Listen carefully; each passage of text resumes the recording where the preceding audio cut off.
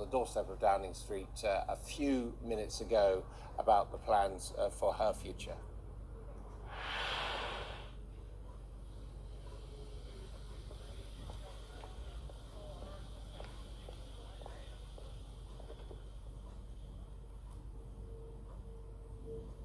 Ever since I first stepped through the door behind me as Prime Minister, I have striven to make the United Kingdom a country that works not just for a privileged few, but for everyone, and to honour the result of the EU referendum.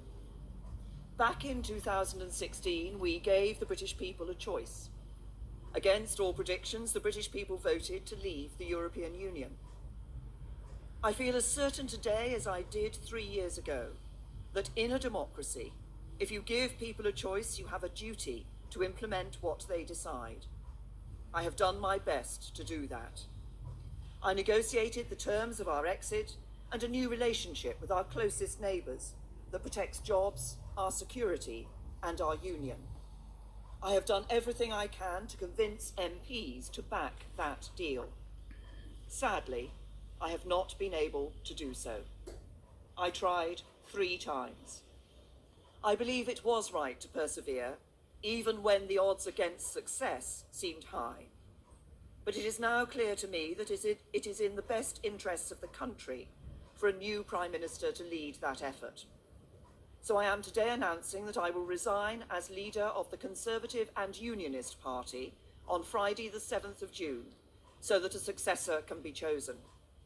I've agreed with the party chairman and with the chairman of the 1922 committee that the process for electing a new leader should begin in the following week. I have kept Her Majesty the Queen fully informed of my intentions, and I will continue to serve as her Prime Minister until the process has concluded. It is, and will always remain, a matter of deep regret to me that I have not been able to deliver Brexit. It will be for my successor to seek a way forward that honours the result of the referendum. To succeed, he or she will have to find consensus in Parliament where I have not. Such a consensus can only be reached if those on all sides of the debate are willing to compromise. For many years, the great humanitarian Sir Nicholas Winton, who saved the lives of hundreds of children by arranging their evacuation from Nazi-occupied Czechoslovakia through the Kindertransport, was my constituent in Maidenhead. At another time of political controversy, a few years before his death, he took me to one side at a local event and gave me a piece of advice. He said, "Never forget that compromise is not a dirty word. Life depends on compromise." He was right. As we strive to find the compromises we need in our politics, whether to deliver Brexit or to restore devolved government in Northern Ireland, we must remember what brought us here. Because the referendum was not just a call to leave the EU, but for profound change in our country.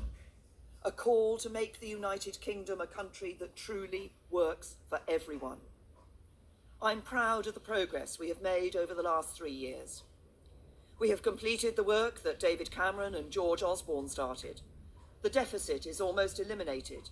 Our national debt is falling, and we are bringing an end to austerity. My focus has been on ensuring that the good jobs of the future will be created in communities across the whole country, not just in London and the South East, through our modern industrial strategy. We have helped more people than ever enjoy the security of a job.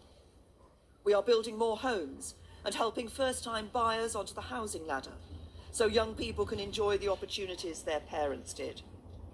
And we are protecting the environment, eliminating plastic waste, tackling climate change, and improving air quality. This is what a decent, moderate, and patriotic Conservative government on the common ground of British politics can achieve, even as we tackle the biggest peacetime challenge any government has faced. I know that the Conservative Party can renew itself in the years ahead, that we can deliver Brexit and serve the British people with policies inspired by our values. Security, freedom and opportunity, Those values have guided me throughout my career. But the unique privilege of this office is to use this platform to give a voice to the voiceless, to fight the burning injustices that still scar our society. That is why I put proper funding for mental health at the heart of our NHS long-term plan. It's why I'm ending the postcode lottery for survivors of domestic abuse. It is why the race disparity audit and gender pay reporting are shining a light on inequality so it has nowhere to hide. And it is why I set up the independent public inquiry into the tragedy at Grenfell Tower, to search for the truth, so nothing like it can ever happen again, and so the people who lost their lives that night are never forgotten. Because this country is a union, not just a family of 4 nations, but a union of people, all of us. Whatever our background, the colour of our skin, or who we love, we stand together, and together we have a great future. Our politics may be under strain, but there is so much that is good about this country, so much to be proud of, so much to be optimistic about. I will shortly leave the job that it has been the honour of my life to hold. The second female Prime Minister, but certainly not the last. I do so with no ill will, but with enormous and enduring gratitude to have had the opportunity to serve the country I love.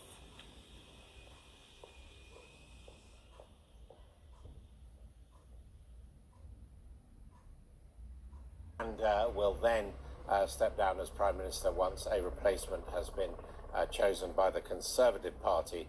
Reaction coming in from Cabinet Ministers.